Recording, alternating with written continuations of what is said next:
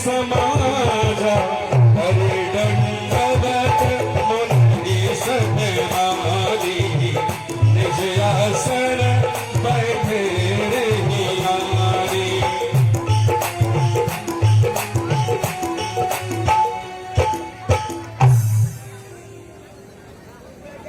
महाराजा दशरथ की जय, महाराजा दशरथ की, महाराजा दशरथ की। हे महाराज, आपके राजमहल में गुरु विश्वामित्र का आगमन हुआ है।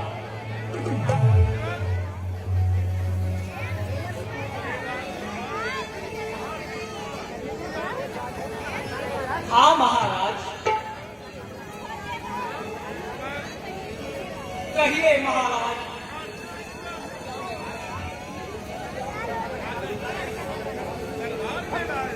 जैसी आज्ञा हो महाराज।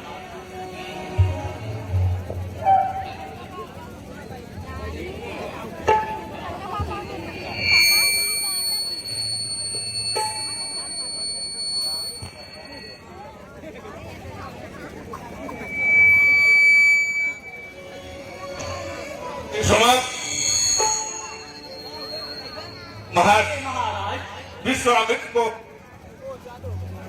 आदर सहित दरबार में लाया जाए। जैसी आज्ञा हो महाराज।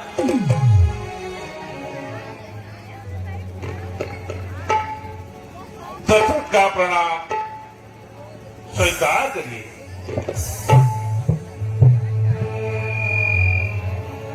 मुनिराज आसन ग्रहण लीजिए।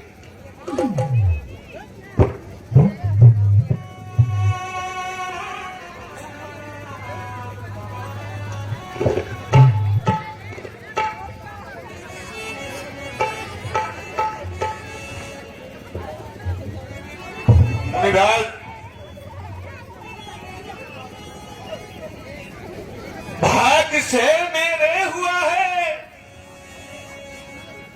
देव, भाग्य से मेरे हुआ है आगमन श्रीमान का। भाग्य से मेरे हुआ है आगमन श्रीमान का। अरे घर बैठे भक्त को दर्शन मिला भगवान का। गुरुदेव अरे हो गया आलोक पुरी, हाथ में आपसे। गुरुदेव हो गया आलोक पुरी, आत्मा में आपसे। अरे चरण रज पाठक प्रभु का छुट गया है।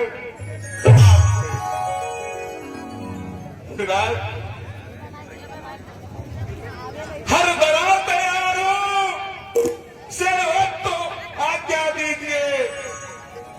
हो जरूरत आपको जिस वक्त को सो लीजिए।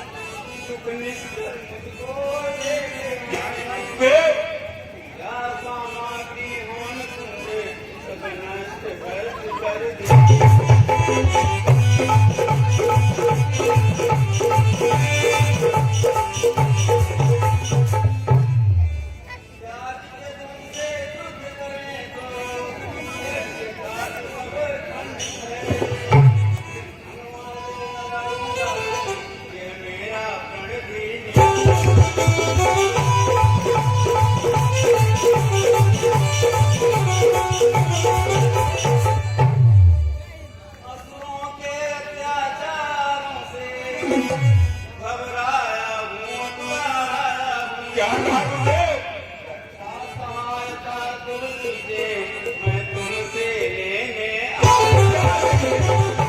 आया।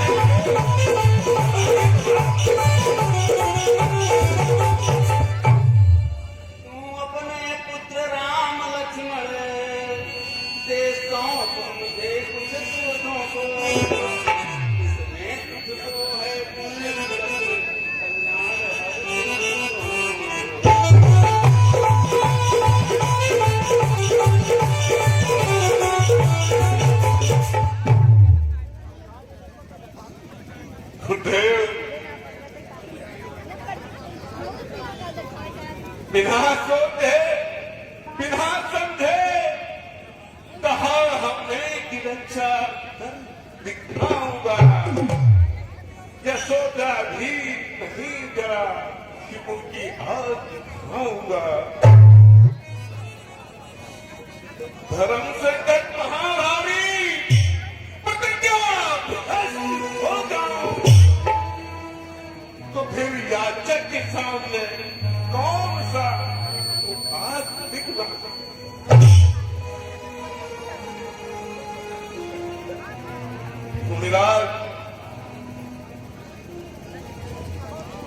मुनिराज हे मुनिवारी दोनों बालक हैं।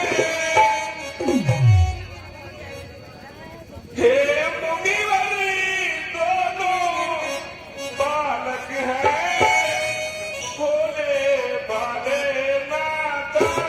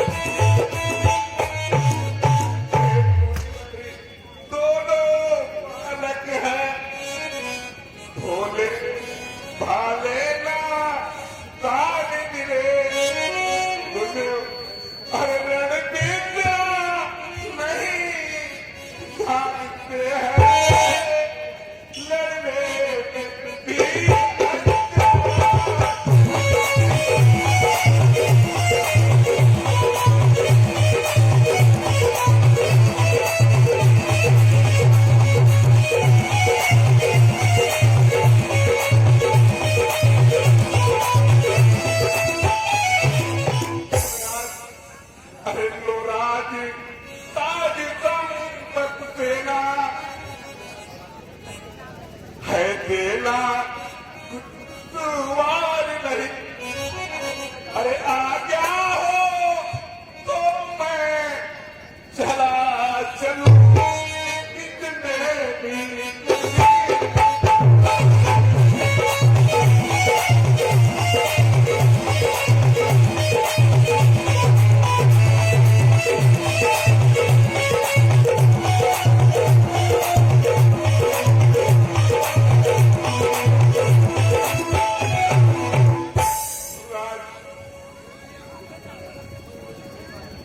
स्वामी सभी समर्पण है।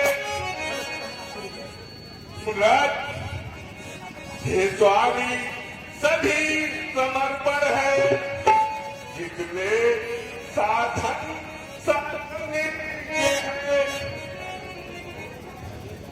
मुराद अरे प्रभु पितारी के वचन कहो विचारो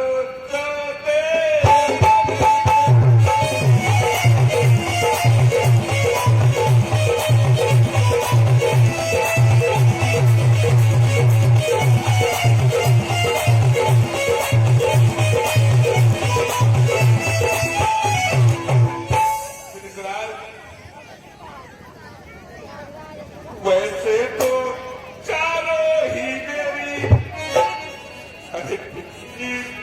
हाथों के तारे हैं। अरे लेकिन श्री राम लखन प्राणों से ज्यादा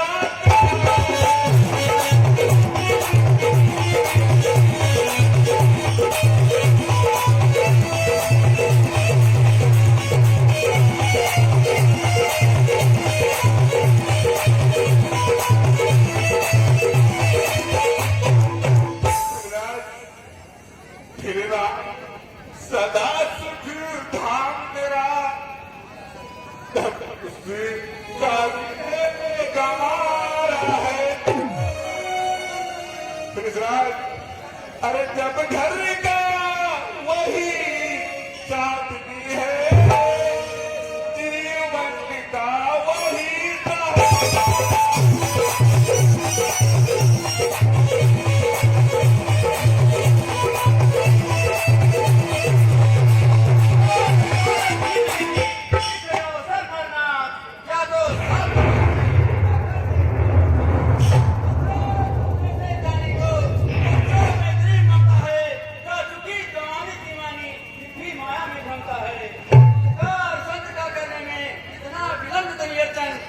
मुझको उनको देने में इतनी बातें इतनी यार सुनने कहता तो दे दे छोड़ कर वाहन शंकर से विनती करता जाता उनका भी आसन जो तुमसे ये बिछा मुझको बड़ा संताप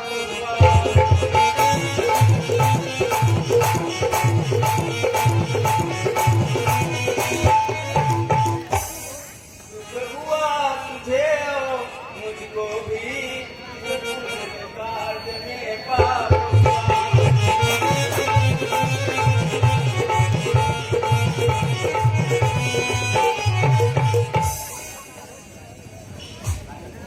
हे राजा,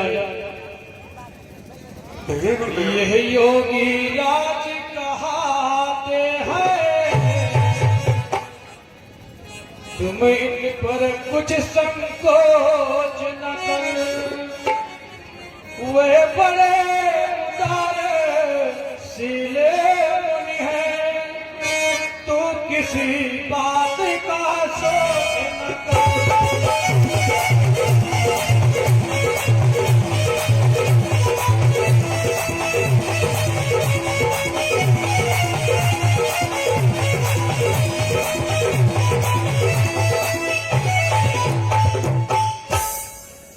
यह तेरे युगल कुमारों को रण विद्या धर्म सिखाएंगे, हर चंद चंद वहाँ होकर वो प्रेम सहित घर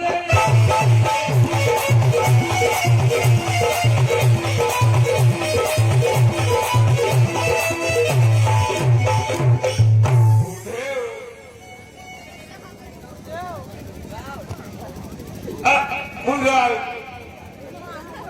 अब मुझे नहीं शोक सुनता,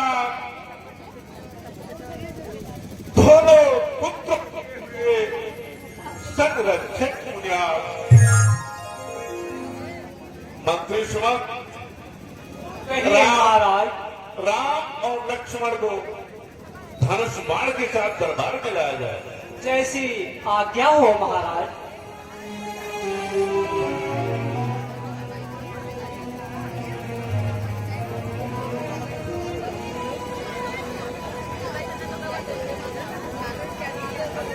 आयुष्मान आयुष्मान।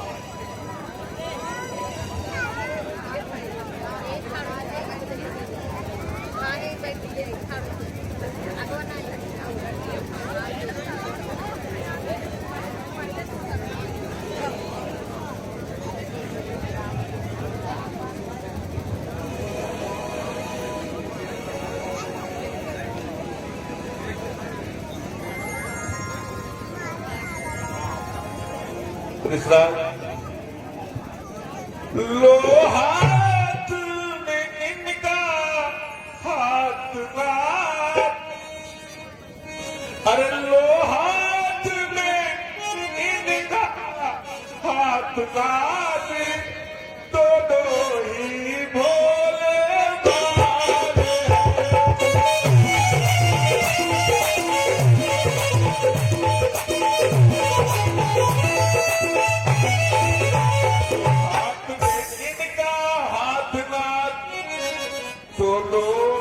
भोले ही पार है।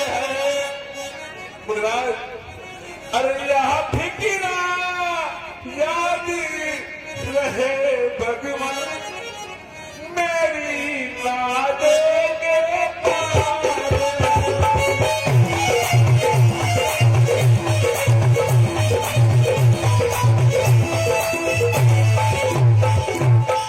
जाइए बेटा राम लक्ष्मण।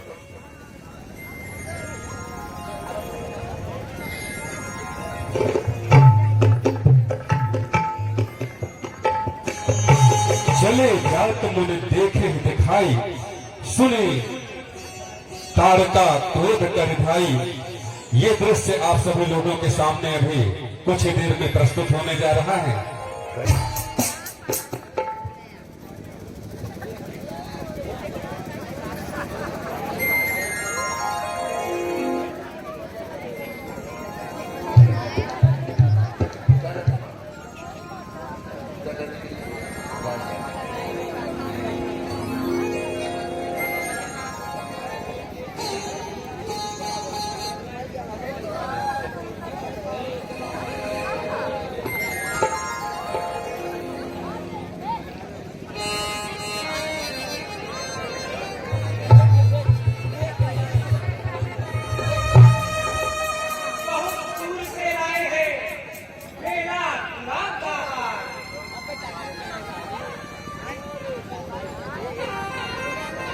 गुरुदेव, आप निश्चय होकर यज्ञ करिए और हम लोग पहरेदारी करेंगे। आज अगर कोई राक्षसी आता है तो वो तुरंत मारा जाएगा।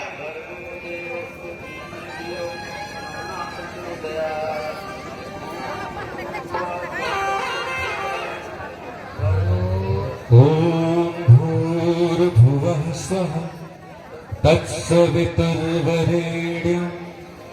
भर्गो देवस्य धीमहि धियो यो नः प्रचोदयात्।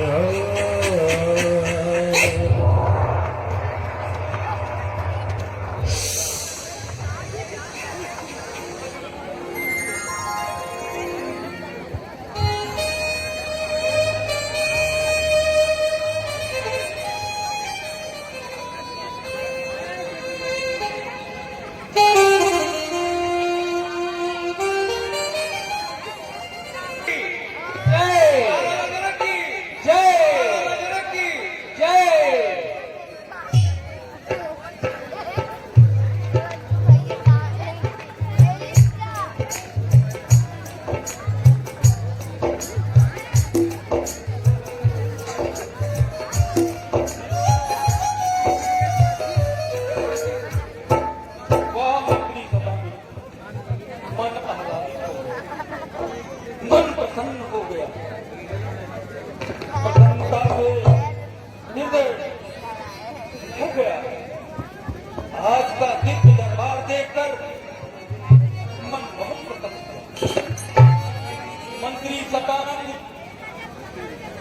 हमारे जनकपुर राज्य का क्या समाचार है?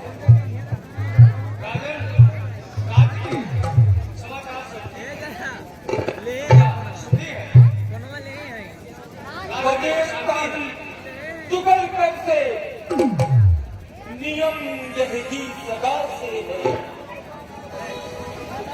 यदि प्रजा है राजा से तो राजा भी प्रजा से।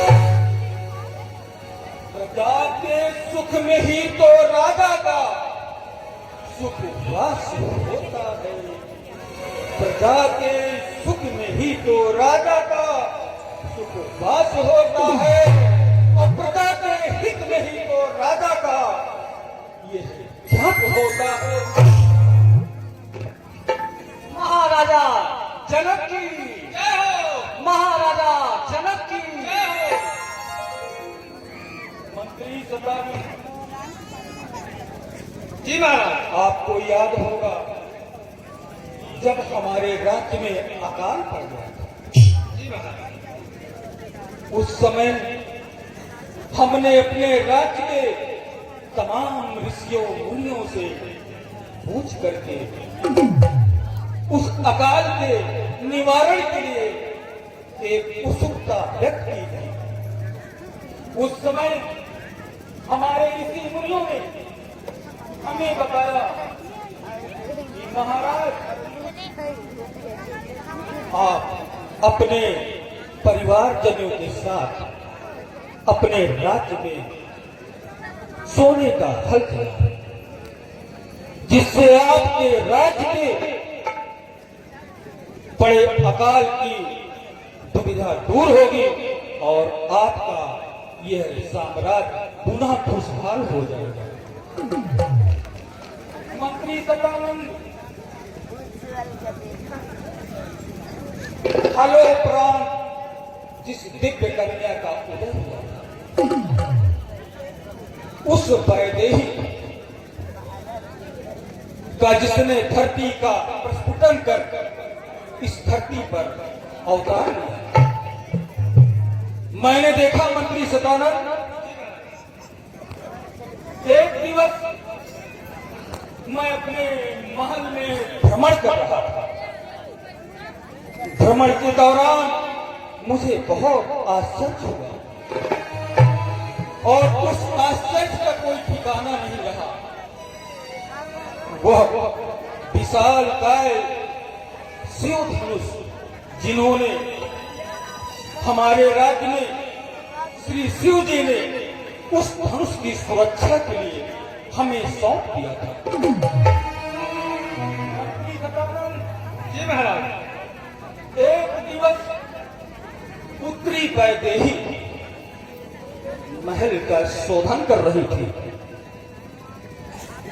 उस समय मैंने देखा कि पुत्री वैदेही ने बाएं हाथ से धनुआ को उठाया हुआ था और दाहिने हाथ से उस पृथ्वी का शोधन कर रही थी। पुत्री सदानंद, मेरा मन आश्चर्य से भर गया, मेरा मन आश्चर्य से भर गया और मैंने उसी क्षण मैंने मंत्री सदानंद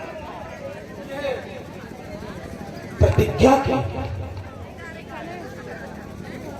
जब इस कन्या के बाईं भुजा में इतना बल है तो जरूर ही यह कोई दिव्य कन्या है।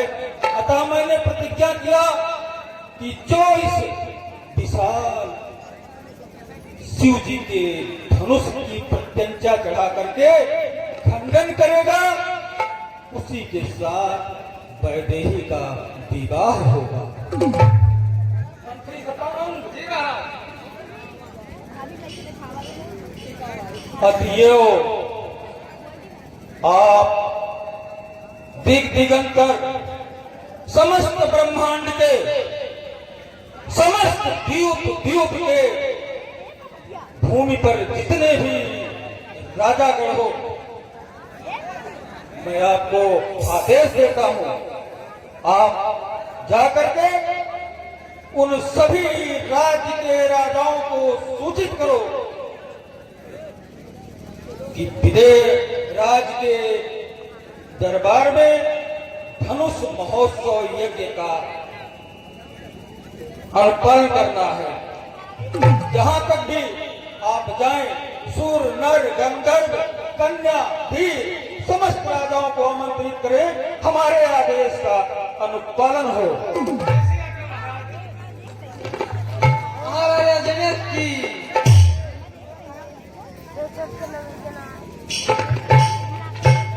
ये दृश्य अच्छा लगा हो तो एक बार मैं पुनः आप सभी लोगों से जोरदार तालियों की गुजारिश करता हूं। ऐसे ही आप सभी लोग करतल ध्वनि के साथ इन कलाकारों का उत्साहवर्धन करते रहें, जिससे कि और भी सुंदर और भी विशाल और भी बेहतरीन सुसज्जित रूप से इस लीला को आगे बढ़ाया जा सके।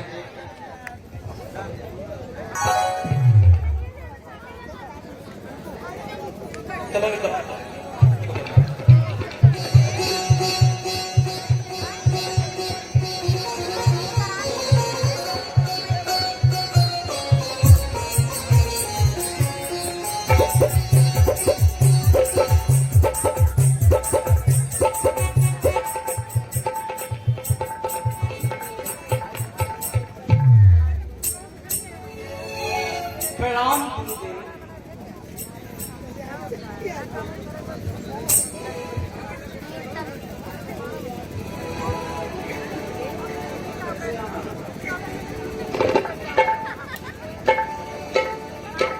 हे मुनिराज, महाराजा जनक जी ने आपके पास सीता स्वयंवर का संदेश भिजवाया है। सुनिए मुनिराज। हे मुनिराज, जनक राज ने न्योता एक पठाया है, वैदेही सिर पर है तो शिव धनुष महारचवा।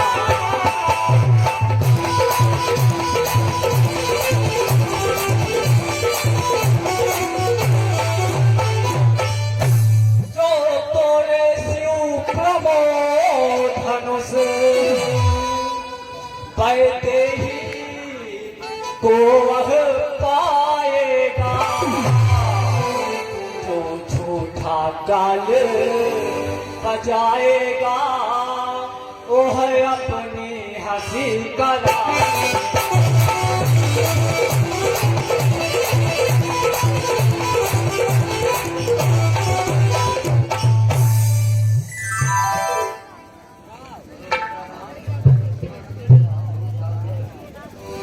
गुरुदेव, अब हमें आगे चलने की आज्ञा दिया जाए।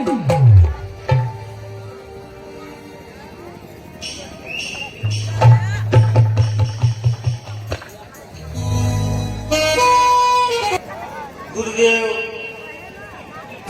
6 महीने के रास्ते से या 12 महीने के रास्ते चलना है, इसमें अंतर क्या है?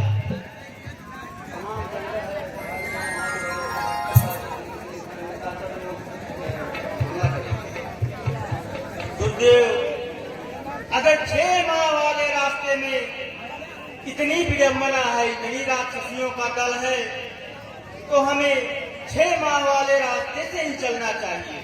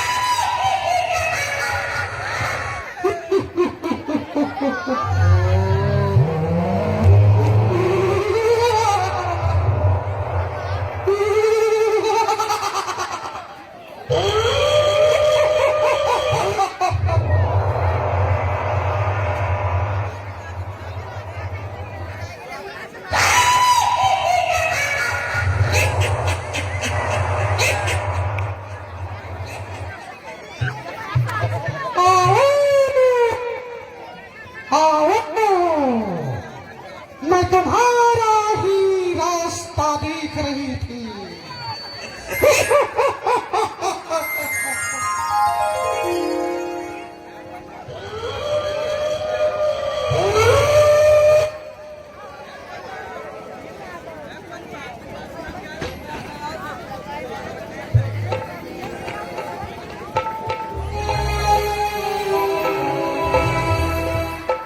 लक्ष्मण, शायद राक्षसियों का दल हमारे समीप आ रहा है, इसलिए हमें सावधान होकर चलना होगा। ऐसी आज्ञा हो भैया।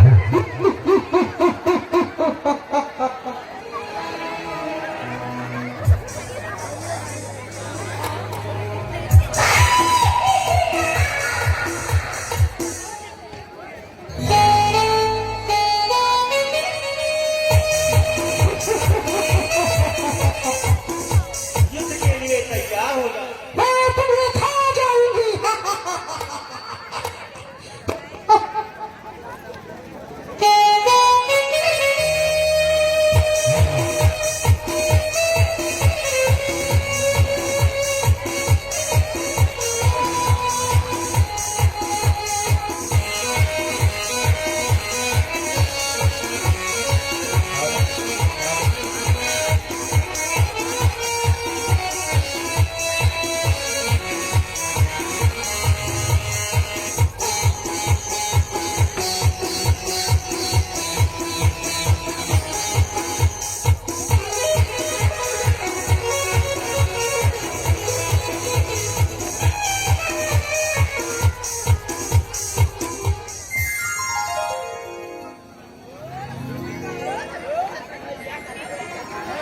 तारका मायावी है और वो अपने माया बल का अब यहाँ पर प्रयोग कर रही है और एक बार पुनः वो श्री राम के सम्मुख जा रही है।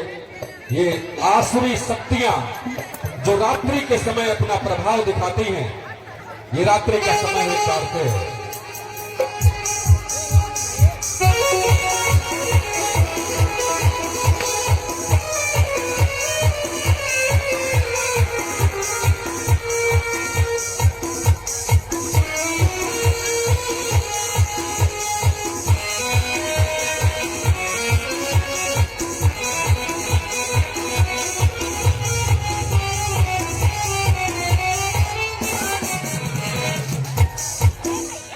बोलो श्री रामचंद्र की जय हो।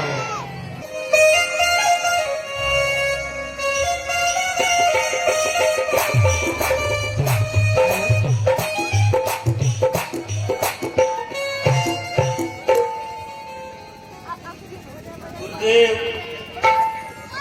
ये शिला कैसी दिखाई दे रही है? अच्छा गुरुदेव,